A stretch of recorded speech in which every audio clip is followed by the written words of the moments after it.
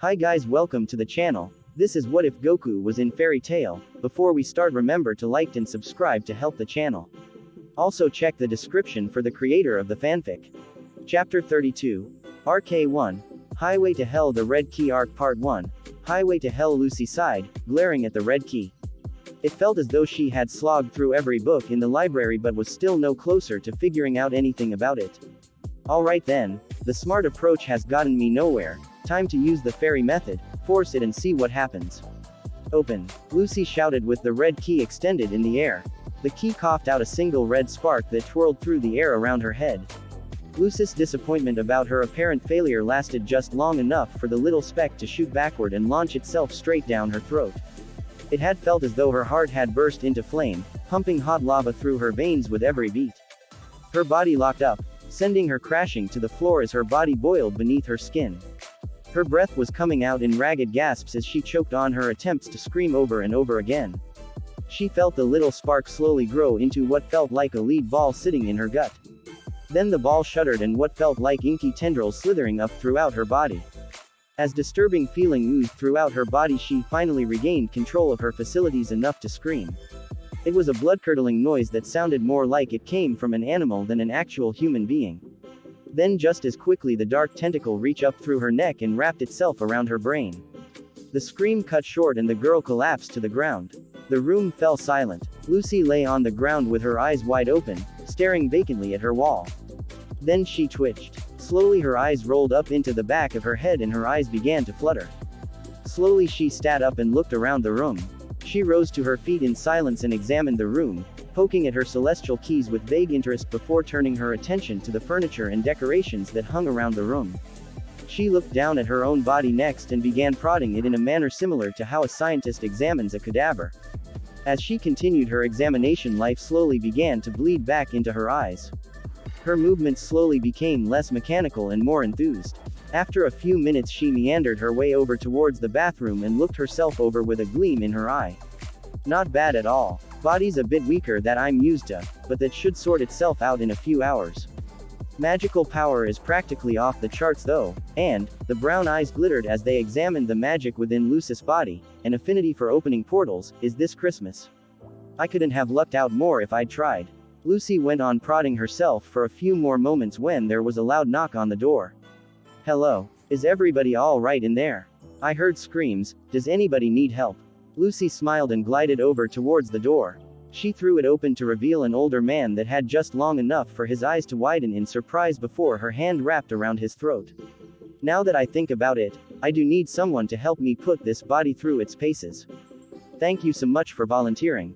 With that she ripped the man off of his feet and threw him against her living room wall. Then she put her hand up against the wall and released a pulse of magic. Instant soundproofing. Lucy grinned. The front door slammed closed. Goku was standing in a small clearing about a dozen yards away from his house staring at his hands. The white aura of his ki was roaring around him at full power. The trees around him were swaying violently and the grass had practically been flattened to the ground from the air pressure alone. Sparks of pale electricity flickered around him wildly, the complete opposite of his calm demeanor. Slowly Goku inhaled, filling his lungs all the way and holding it. He closed his eyes and turned all his senses inward, allowing his ki to seep through every aspect of his being. He looked over every part of himself, touching his very essence in a state of utter calm as the earth shook around him. Then his eyes snapped open and everything turned red. Kagura grunted as she crashed headfirst into a tree at just shy of the speed of a bullet. A millisecond later a sword hurtled through the air and pierced through her shirt just a hair's breadth above her shoulder, pinning her against the bark. Blearily she looked up to see Urza pointing another katana towards her chin. Weakly the younger girl held up her hand in surrender. Urza nodded and yanked the blade from the tree. She caught Kagura before she could collapse to the ground and helped to set the white-clad warrior back onto her feet. Your gravity trick was quite effective. It threw off my balance more than I would have liked. And your swordsmanship seems solid. A few mistakes here and there, but nothing that can't be corrected fairly easily. Urza said calmly. Kagura nodded unsteadily. Her arm came up to rest against the tree as she tried to regain her bearings. I was defeated in just under 5 minutes. She replied. I feel that you might be overestimating me. Nonsense. Everyone has to start somewhere. It will take time, but you will master your powers eventually. It is merely a matter of dedication and patience. I'm aware of what it will take, I am merely unhappy with the pace.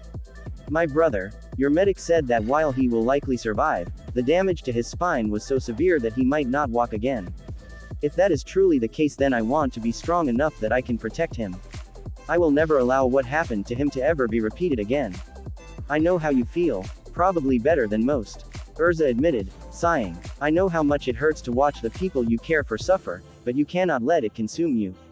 If you focus on nothing but your own strength, then you will find yourself alone in the end. Right now you don't need to rely on yourself, there are plenty of people in Fairy Tail who would be willing to help you. I am not a part of your guild, and I will not even consider joining until I can speak to my brother. But yes, I understand what you're saying. Good. Now then, FWOOM. Both the girls were nearly knocked off their feet as a huge shockwave of energy pulsed through the forest. What was that? Kagura asked. I don't know, but it came from the direction of Goku's house. The pair dashed off without another word. Lucy spared a quick moment to glance out her window towards the brief surge of power that she felt before turning back to her work. The man had proven to be entertaining for about an hour before she decided to see what kind of reaction she could get by setting him on fire.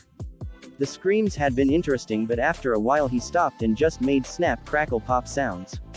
Those were far less satisfying. Now she was playing with the sink. She would dump different amounts of ash into the water and watch as it swirled around the drain, timing how long each scoop took to clear. However, that only lasted until the last of the man was swept away. Now she was wandering around the building, searching for a new way to entertain herself.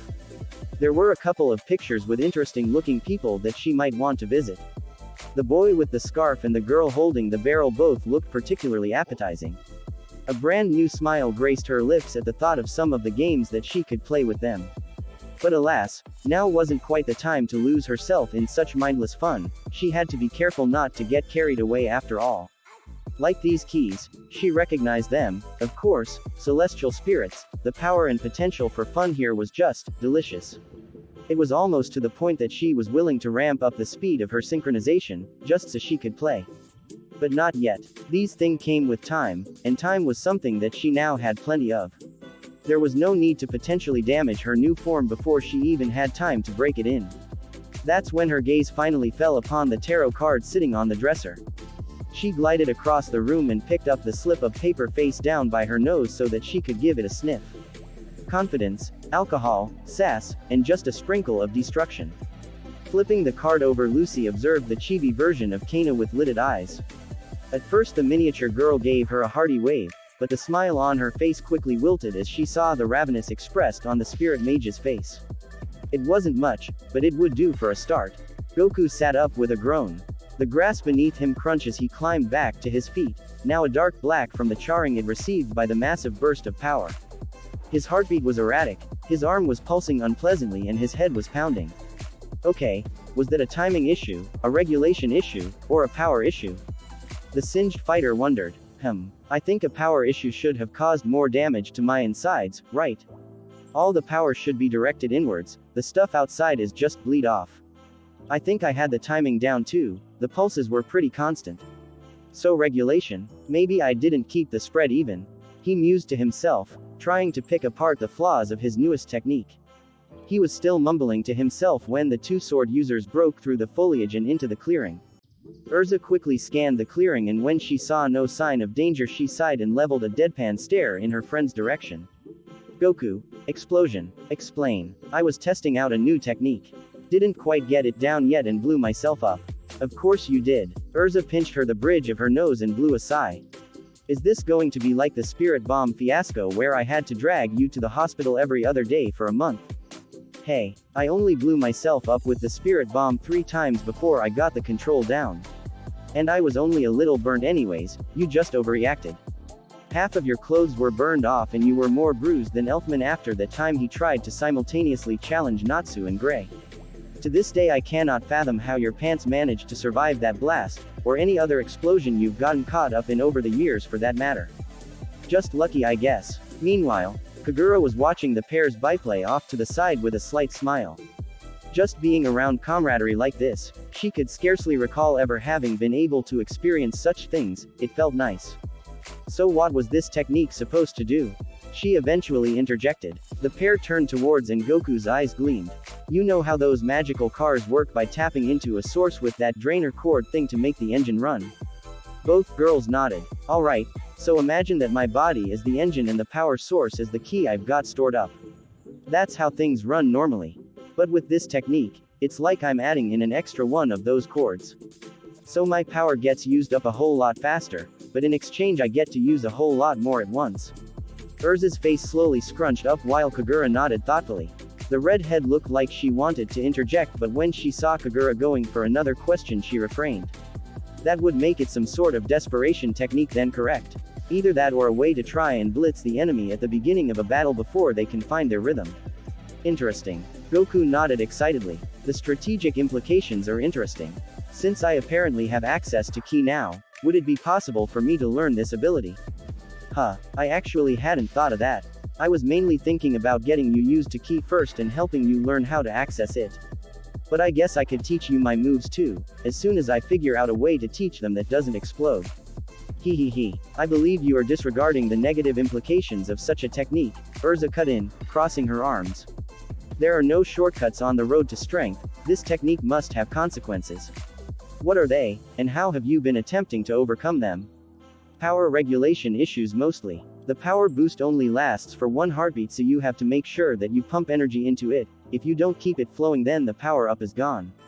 If I use it for too long or if I overcharge the amount of energy I'm using, it will cause my muscles to swell up to about triple their normal size. Found that out about 3 hours ago and it took half that to fix itself. Real painful too. Urza gave a grim nod, acknowledging the issues. They were harsh but not insurmountable, and Goku would likely be able to overcome them with time. However, Goku wasn't done quite yet. The rest is just stuff I'm guessing at, but I'm pretty sure will happen. When I trigger the technique, it starts in my heart and zooms through my body with my blood. When it comes back around, I have to use it again and again to keep it going for long enough to win. But pushing that much power through my heart probably isn't healthy. It would probably give out after a while with that much power flowing. Worst that can happen though is that if I really overpower it, is that my body will just sort of blow up. Good thing that hasn't happened yet, right? Goku chuckled again. So not only does it tear your body apart, but it has a multitude of ways to kill you. Urza arched her brow. Yeah, pretty much. Goku replied, his tone turning sheepish. Goku. Urza shook her head. There is being reckless, there is being bold, and then there is being foolish. Our guild is filled with people that can be labeled as crazy in one way or another, yet not a single one of them makes use of such a hazardous ability. With how short the boost is, can you even claim that it is worth using? Goku opened his mouth, paused at her look, and closed it. He tapped his chin in thought for a few moments in thought before nodding. Yes, it is. I used it by accident back at the tower. That's how I managed to burn off those weird marks. So I am to assume that any attempt to talk you out of using this move would end in failure. Sorry Urza, it has way too much potential. Imagine if I could power myself up like that back when I fought Gildarts, or when we all fought Phantom Lord. If you had some sort of armor that would double your power at the cost of your health, you'd still use it if you were desperate enough. Very well, but at the very least promise me that you will not attempt to use it in a combat situation until you have mastered it. It would be quite embarrassing if you were to die by spontaneous explosion while battling a powerful opponent. Yeah, but think of the look on their face. Goku exclaimed, and with that the trio dissolved into laughter. When they picked themselves back up moments later, Goku allowed himself to become serious. He dropped to the grass, crossed his legs, and took a deep breath to collect his thoughts. Then he turned to the youngest member of their group and motioned for her to sit down on the ground beside him. Okay, the first thing we have to do is try and get in touch with your Ki. It was the very end of the afternoon, the sky was beginning to turn orange as the sun glided down towards the horizon. Evening was rolling around and the fairy tale building was beginning to close up for the night. Mirajane was bustling around, making sure that everything was packed away and locked up and that there were no stragglers hanging around in the building. More importantly, she had to confirm that Kano was actually going home and wasn't hanging around in the shadows to get at the liquor once the doors had been closed. The brunette was stashed away in the corner of one of the dustier storerooms, well out of sight of the door and hopefully too out of the way for the temporary guild master to find her. Of course, that vague hope went out the window the moment she felt a cold hand reach down and hoist her to her feet by her bra strap. Mira, could you not pull like that? It's not a comfortable position. Kana complained. Expressionless, Mira Jane failed to reply as she dragged the resident drunk towards the doors and chucked her onto the street. A moment later the doors crashed together with a loud slam and a closed sigh appeared over the entrance. Well then, back to the apartment I guess. Kana said cheerily as she pulled a small jug of rum out from where she had hidden it in her cleavage. I expect better from Mira Jane, she should be used to that trick by now. It's almost like she wants me to walk off with the guild's booze. With that the girl strolled down the street and towards her home. When she arrived a few minutes later she kicked off her boots, jumped onto her bed, and downed the entire thing in one swing. As the familiar feeling descended over her mind she let out a happy sigh. Oh yeah, free booze is best booze. She lay there basking in her buzz for well over half an hour before she noticed the buzzing coming from her back pocket. Oh come on Lou, you live less than 2 minutes down the road. She mumbled as she fumbled for her card. Where's the fire? Finally she fished out the piece of enchanted paper and held it up to see, nothing. The picture was completely gone and in its place was a black and gray swirl. Oh, okay, well that's new. Kana began working her magic, sending out little pulses to try and analyze the problems. Her power vanished into the card but she never felt anything in return.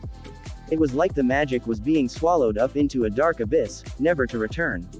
Frowning, Kana went to cut power from her probe only, she couldn't.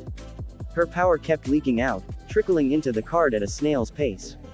The power drain was negligible at best, but it was still noticeable and brought Kana to a pause as she tried to wrap her sloshed mind around the problem. It is possible that Kana might have been able to concoct a way to free herself. But buzzed, worried about her friend, and finding herself not in control of her magic for the first time in her life, Kana made a critical error. She panicked. With sweat beading on her brow and a snarl on her lips Kana tried to break herself free from the trap card with sheer force. Her magic swirled around her, knocking books from shelves, empty bottles from her table, and kicking up a whirlwind that began to tear through the room. But as soon as the surge began, just as quickly it vanished, sucked up into the card once more. Kana's eyes grew wide in fear as she felt almost all of her power bleed out of her pores. Then, it returned. The card glowed for a brief moment before it ejected a spark of pale red light. Kana had to shield her eyes from the sudden burst and an instant later her arms were bound at her side. Her own magic had been reflected back onto herself in the form of a massive wreath of chains that now bound her arms and legs together. Another burst of her own power sent Kana toppling to the ground. She found herself lying face down on the carpet, mere inches away from her corrupted card. Her inevitable struggles to get free were utterly futile, her own powers kept her locked firmly in place. Then swirl in on the black face of the card began to rotate. It stretched straight off of the paper and began to twirl through the air in a dark vortex. And from it stepped Lucy. Wah, Lou what's HMMMPH? Kana's words cut short when the chain suddenly extended up to gag her. Lucy tilted her head and gave a wide smile down to her friend. Wrong actually. This was the body of a girl named Lucy, but quite recently I have decided to take it for myself. But introductions can wait. Right now I require something else, your assistance with a project of mine. See, quite recently I experimented with the fragility of the human body. Now though, I want to see what happens to a person once I've broken their mind. From the moment the girl had begun speaking, Kana's eyes had been growing wider and wider with horror and her struggles had begun anew. The thing wearing Lucy's face watched her squirm for a time with a pleased grin. Fear is likely a good start. But don't worry, I need to know as many ways of shattering a person as possible. So throughout the night I will break you, remake you, and break you again until I can do it at will. I'm sure that we shall have a great time together. Don't worry, I'm not going to kill you. It would spoil my fun early if I allowed you to die. The blonde put her hand to the floor and created another sound-suppressing barrier that coated the walls, ceiling, and floor of the apartment. Only then did she allow the gag to vanish. And only then did she allow Kana to begin to scream.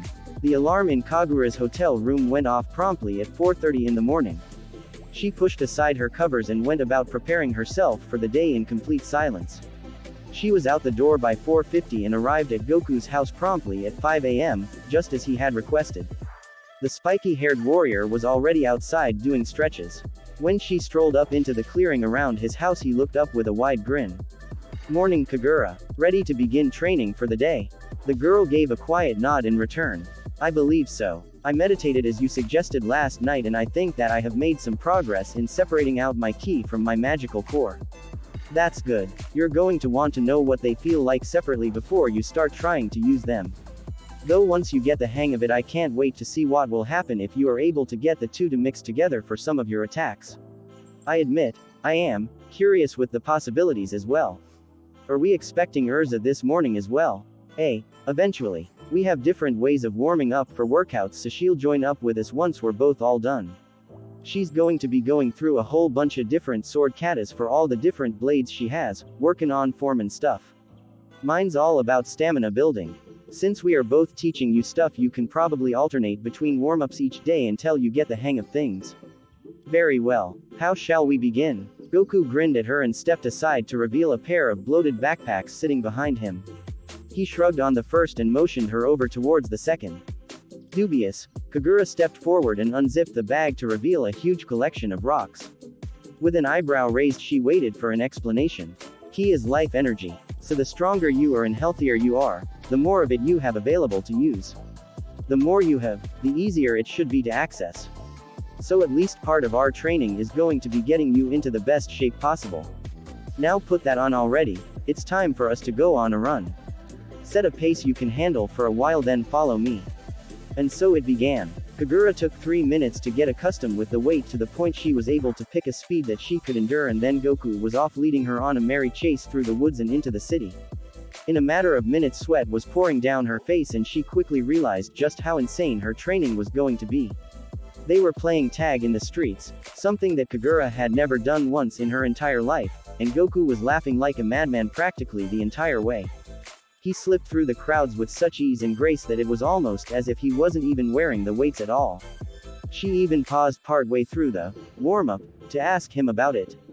Well, I figured we would start you off light and give you time to get used to things before I really kicked it up into high gear. Today I'm mostly just trying to see what level you are on. It was then that Kagura realized that she was completely out of her league. It was something that had never happened throughout her entire decade of wandering, coming across someone who was her physical better. She was outgunned and found she wanted nothing more than to surpass her teachers. A wide grin slowly stretched out across her face. For the first time that she could remember, she had a goal that wasn't tied to a desperate struggle for family and was instead for her own personal enjoyment. She wanted to improve herself. She would always do her best to look out for her brother, but now this was more than that. It was a matter of self-respect and a desire to live up to those that now believed in her. She couldn't wait. Lucy escorted Kaina's dazed frame through the streets as the sun peeked out over the hills. The pair were marching side by side towards the Fairy Tale Guild Hall. Lucy smiled brightly at each and every person that they passed, while Kaina's expression matched that of someone experiencing a massive hangover.